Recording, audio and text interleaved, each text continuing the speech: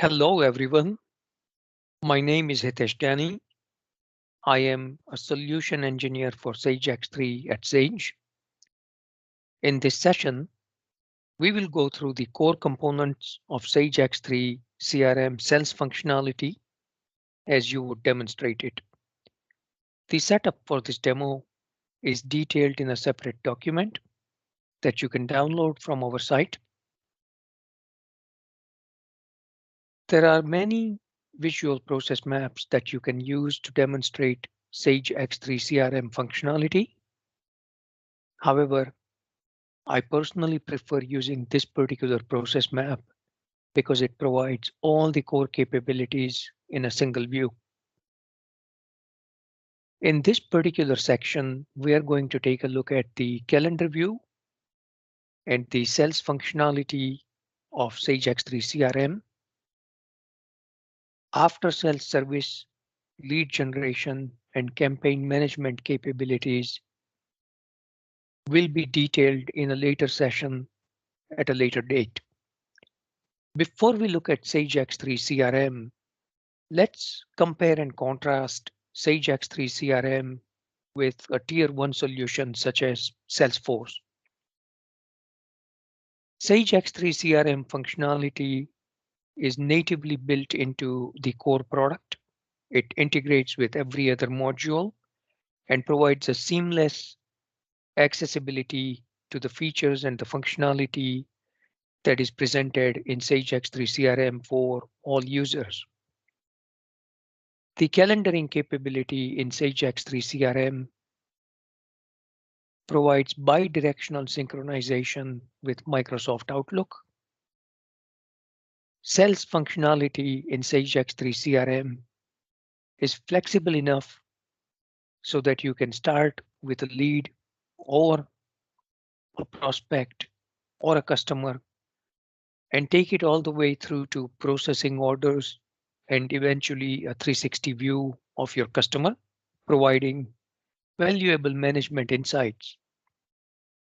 It's simple enough that your sales teams will use it and capable enough that it can map to the sales methodology or sales processes for any mid-market organization, which is our target customer base. That said, if your prospect is looking at a tier 1 functionality such as Salesforce, Sage X3 can integrate with Salesforce through a connector. Let's start looking at the Sage X3 CRM functionality. We'll start with a calendar view. For calendars, I have two different choices. I can either look at my calendar on my dashboard as a calendar itself in a monthly, weekly, or daily view. I can look at a specific entry, and if I so choose, I can actually drill into that entry and bring up Sage X3 screen matching that particular entry, be it a call, an appointment, or a task. Another option is for me to look into the calendar functionality itself within Sage X3 CRM. Here, I have the ability to look at my own calendar or calendar of my team, provided I have proper authorization, to a search. And here I have the ability to look at a calendar view or a list view. Look at my appointments, my calls, my tasks, my sales opportunity, which is known as CRM projects, and my marketing campaigns or marketing operations. For me to be able to create a new call, a new appointment, or a new task, I simply take the option to create, either type in my business partner information or my lead information, put in the system will bring in the call and the time, I can provide default category for this particular task, assign a sales rep other than myself, put a priority for this particular call, get my customer lead or prospects information, including a call script. In Sage X3 CRM, you have the ability to generate call scripts for different functions, such as a call for collection if you have outstanding accounts receivables, a call that may be a marketing campaign, or a call that is an outbound sales lead generation process. And your team can actually follow this particular script when they're making the call, capture the objective of this call, look at the source for this particular call. This particular call. The source can be manual created by me, or it can be automated, such as my marketing campaign. Capture a report, click create, and I have generated my entry. Instead of creating an entry from the calendar view, I'm simply going to create my calls, tasks, and appointments from within a lead, prospect, or a customer. So let's get started with the sales functionality. In Sage X3 CRM, a lead can come from many sources. A lead can come from a trade show where you type in their information in a tablet. It can come as an import if you have purchased a listing from a third-party provider, or you can manually create one yourself, such as the ones that I have created here. When you create a lead, you have the ability to capture the contact's last name, first name, assign a sales rep.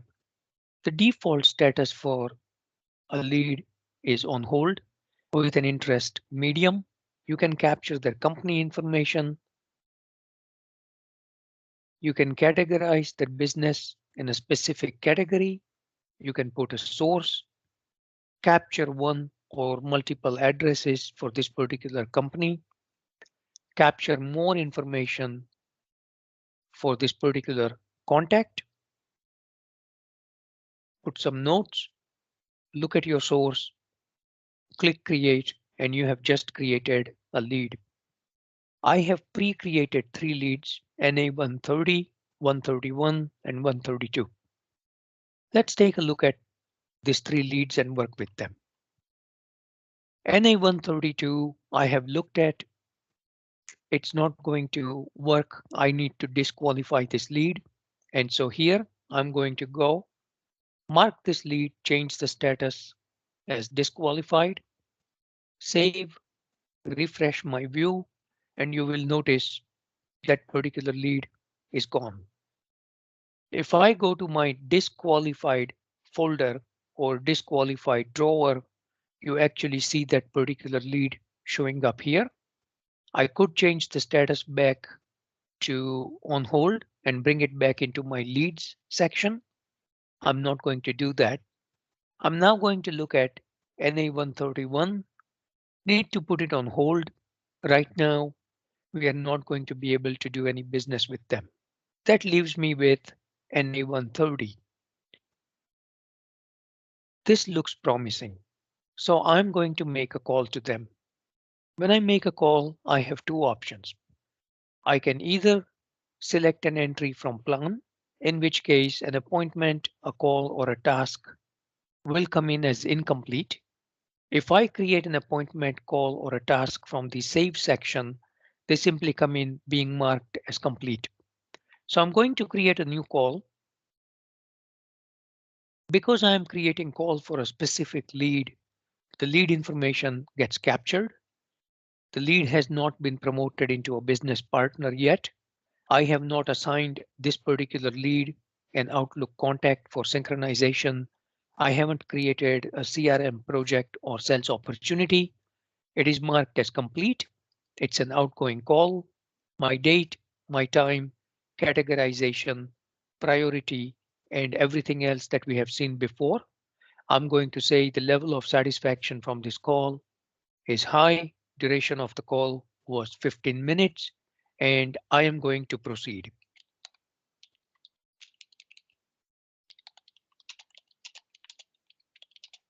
I'm going to proceed with an appointment. So now I would like to book an appointment with this particular lead. I'm going to create an appointment and mark it as complete. Here is my new appointment. Information comes in, my date, start time, end time, defaults to 30 minutes, my contact information, goal of my appointment, get new business, date created, people who are going to join this meeting. If I wish, I can add more colleagues. I can assign an organizer other than myself, location information for my prospect or lead, resources such as a meeting room or a projector, capture the information from this meeting, send PDF, level of satisfaction is high, create my appointment. Now I would like to create a task. So I'm going to plan a task. It should come in as not being completed. I'm going to mark it complete.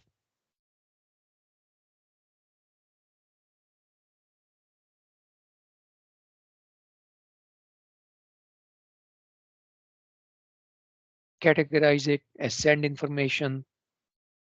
I have sent PDF.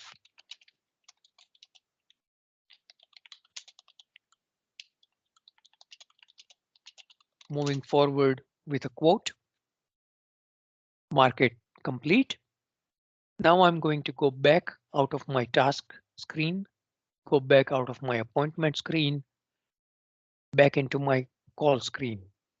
One of the features that Sage X3 has is what we call journal traceability that provides you with a log of your actions. And when I look at my journal traceability from a CRM perspective, you can see that I started with a call, turn it into an appointment, turn it into a task. All of them are complete. I can click on a specific record and click detail to launch that particular screen, or I can simply go to the action item and then launch that particular screen from here. We are now back into this lead. I'm going to change my status to contacted. The minute I change my status to qualified or contacted, I can now take this lead and promote it as a prospect or a customer. Contacted, save the record. I have the ability to promote this particular lead. Now I have a choice. I can either promote the lead as a prospect, at which point I can generate a quote for this prospect, or I can promote this particular lead directly to a customer, at which point I can start transacting with them, not just a quote, but I can create an order, start doing a delivery, start invoicing them, and actually begin my relationship with them as a vendor. Or I can take this particular lead and make this lead a contact for an existing relationship that I already have in place. For the purposes of this demo, we are going to create a prospect, and then we are going to promote that prospect into a customer. To create a prospect, I need to provide some information to Sage X3 because at this point, I am taking this lead and I'm creating what is called a business partner record within Sage X3. I'm going to keep it same information as my lead NA130. A lot of information from my lead is captured and brought over. Now I have a choice. Along with my salesperson, I can assign a commission category for this particular prospect. So every transaction this salesperson uh, does with this particular prospect or customer will have commission payout based on the categorization that I have here. I could assign a second salesperson. I could put this particular prospect into a group customer, which we will do later.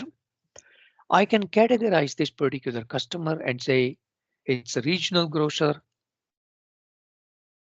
They are in food and beverage business, and they are part of my North America customer base. My contact information gets carried over. Click create. System warns me that the user NA130 already exists. I'm going to say that's fine. Now I have created a prospect. A prospect is also a business partner. So when I take this particular ID, I will not be able to create a new customer. I will simply be able to convert this prospect into an existing customer. I click customer, at which point the system will come up and tell me that this particular ID already exists. It's fine. Let's continue going. Now I have moved into a customer record. My ID gets carried over. Information from my prospect is also carried over. I have more choices to make. I can define my commercial relationship with this particular customer.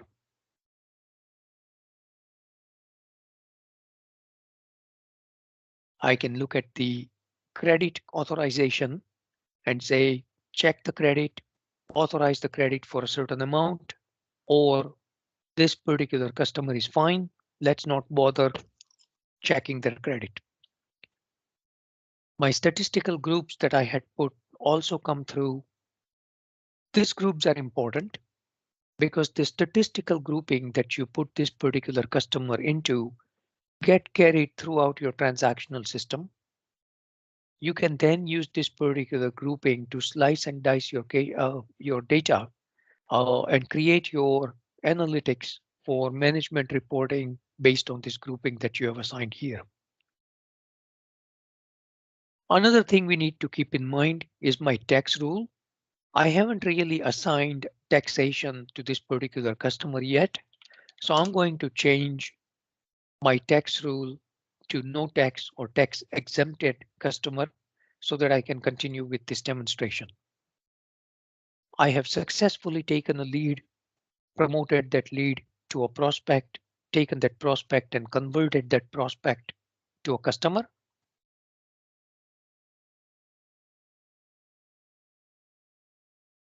I'm now going to go back to my home page and take a look at my sales rep. Here are the categories that we mentioned. So category 1, commission rate 1 is at 10%, commission rate 2 is at 7%, and so on, depending upon the category that you assign and the commission rate that you assign. Here is the commission that I will be paid for every transaction that we create for this particular customer where I am assigned as a sales rep. So far, you have seen us assigning sales reps manually. Sage X3 has an ability to automatically create market segmentation based on your criteria. It's a very flexible system, and you can basically use business partner address, business partner, or customer tables to define your criteria. In this particular case, we are saying country has to be US. My business partner's business categorization is C1. Let's take a look at that. In Sage X3, you have the ability to create your own set of tables or be able to change the tables that are provided by X3 where you put your own information. These are called miscellaneous tables.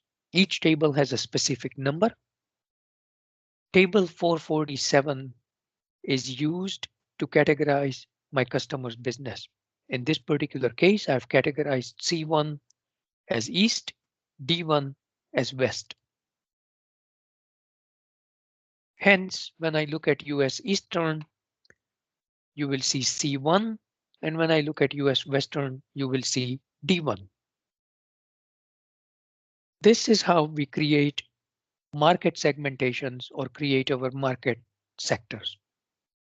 Having created my market sectors, I can go and automatically assign my market sector to all of my customers or some of my customers and then assign them a sector automatically.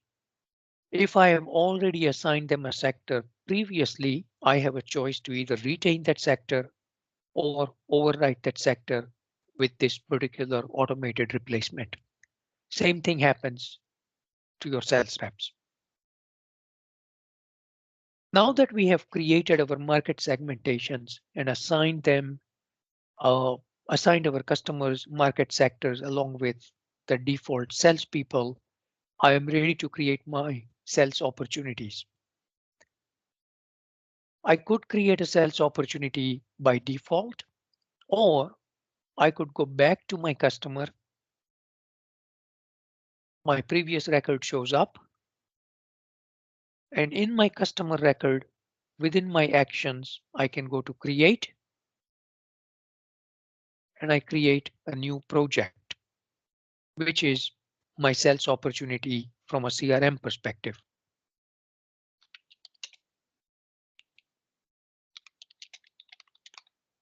I'd like to sell this particular customer some pinto beans. They are in food business.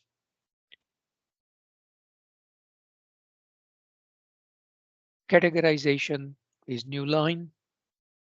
My starting date, if I so choose, I can actually put a proposed or expected closing date. The estimated amount for this particular opportunity is 100,000. I believe that this particular project will be released 100%.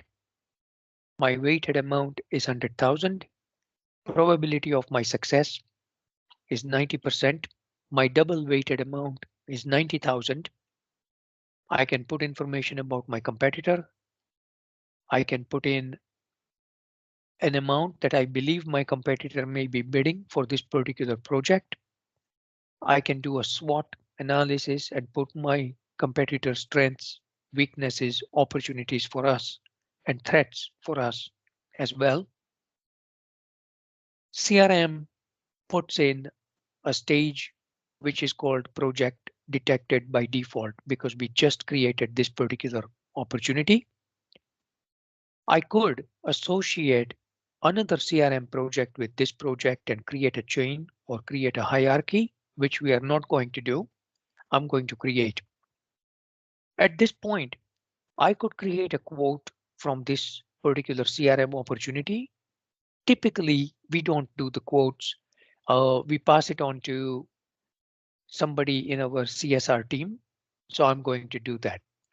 I'm simply going to go to my home page, take the option to generate a quote, click new. My customer is NA130. Look for CRM project. Pinto Beans shows up. I select it. I'm ready to go. I go to my nines.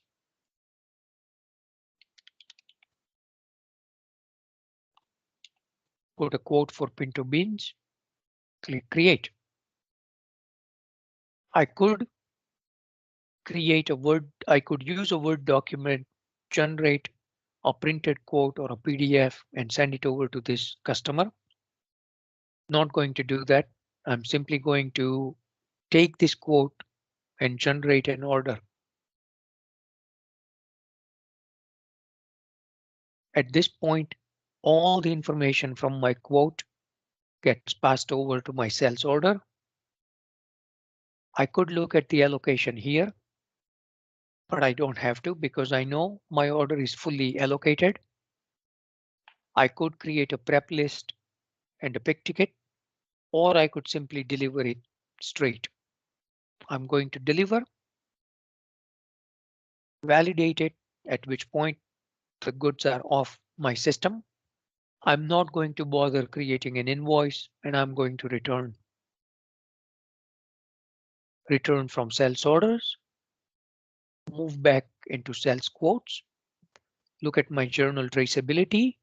And again, you see the linkage or a log where I have created a quote. I have generated an order. I've delivered the goods. It's not invoiced. Sage X3 provides information at your fingertips. I have the ability to drill into the order screen from here, or I have the ability to drill into the delivery screen from here as well. I return to my home.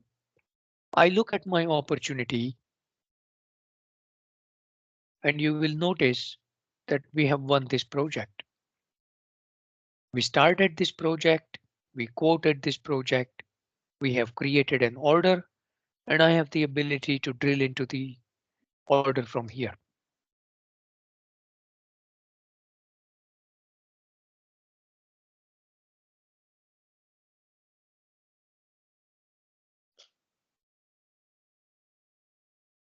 This is great. We have completed our sales cycle. Now, how do we capture this information from a customer 360 perspective? Also, how do we capture information for me to see how my sales team is actually performing? You have a lot of KPIs available from within the system. You could essentially create a dashboard where you can have information about call tracking for your employees, appointments, calls by sales rep, and optionally, you could actually put one more gadget on your dashboard that provides opportunities, sales opportunities that your team is working on. Another thing we can do is we can look at customer 360 and look at the insight that is provided by the system for any given customer. Here, I'm going to have an opportunity to search by customer's number, name, telephone, email, address, and a variety of different attributes. Because I know the customer's ID already, I'm going to type in NA130. Here you have information for your contact. For every contact, you will see a new record coming up. If I had 15 contacts for this customer, you will actually see 15 different records coming here. It doesn't matter which record you select. As long as you select a record, a lot of things will light up. Now I can create an order or a quote for this customer. I can inquire into their quotes, orders, deliveries, invoices, and returns that I have. I could look into customer history. And now you see our quote, our order, and our delivery. These are coming in as actions that are already performed. If I have any outstanding actions, you will see them here. The CRM project still comes up as an outstanding action because we haven't quite closed it. We are expecting $100,000 coming from this particular opportunity, so we will keep it open. This particular customer was just created today and doesn't have a lot of information. I could take another customer for which I have a lot of transaction. We do the same thing. We look at customer history and you see a lot of information coming up, going all the way to 12 different screens. A lot of actions that we need to perform for this particular customer. Most importantly, I can look at my BP situation. And as I look at my business partner situation, you will see your age, accounts receivable information coming up in text and in graphical format. It's looking pretty good. This customer only owes us $250 and it's less than 30 days. As I continue going, you will see more information coming up. Last quote, order, shipment, invoice, and payment. They have just paid $225,000 to us. They owe us 250. We are in good shape with this particular customer. I'm going to go to my home screen. In closing,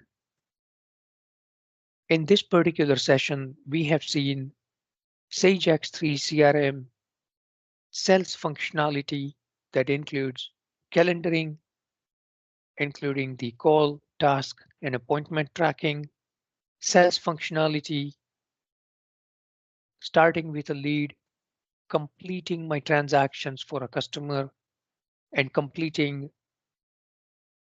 my management insight via customer search or my dashboard. We trust you found this particular session useful. Thank you so much for your time and thank you for your interest in Sage X3. Goodbye.